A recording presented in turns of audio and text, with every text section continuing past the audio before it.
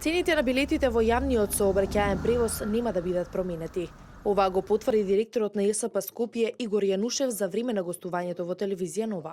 Запишувањата во медиумите за евентуално поскапување на цените во јавниот превоз, Јанушев вели дека се шпекулации и дека ниту ЕСП Скопје, ниту градот Скопје има било какви индиции за воведување нови цени.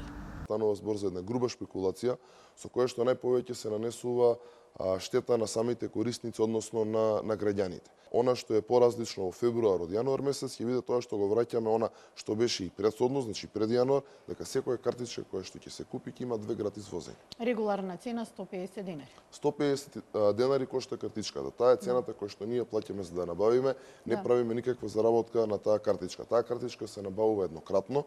Во врска со опишувањата дека недостигаат неперсонализирани картички во јавниот превоз, Јанушев рече дека причината за тоа е што граѓаните по искористувањето на 5 гратис возења ја фрлале картичката место да ја надополнуваат. Досега јавното сообраќајно претпријатие издало повеќе од 140.000 електронски картички.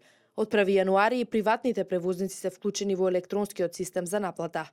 Корисниците на јавниот превоз кои ја анкетиравме велат дека немаат поголеми проблеми со примената на овие картички во автобусите. Имам и задоволна сум од ЈСП? Да. Задоволна сум. Повеќе се исплаќа, кој е вашето мислење? Па не знам дали се исплаќа повеќе, ама мене ми е супер, да, и мислам дека се исплаќа со електронска картичка. Да, супер е. Топло, навремени се линиите, мислам дека е супер. Немам забелешки некои. Имате електронска картичка? Да. Дали сте задоволни? Па не ја користам многу бидејќи слабо патувам. Тука работам и живеам и така. Дали си купивте електронска картичка? Да, купите се. Како сте задоволни? Па добре, не е лошо. Нема да биде таа гужва веќе и баш е убаво. Кој сака ќе си се вози или ќе си извади.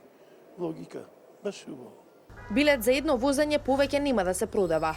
Ноќните билети остануваат со иста цена.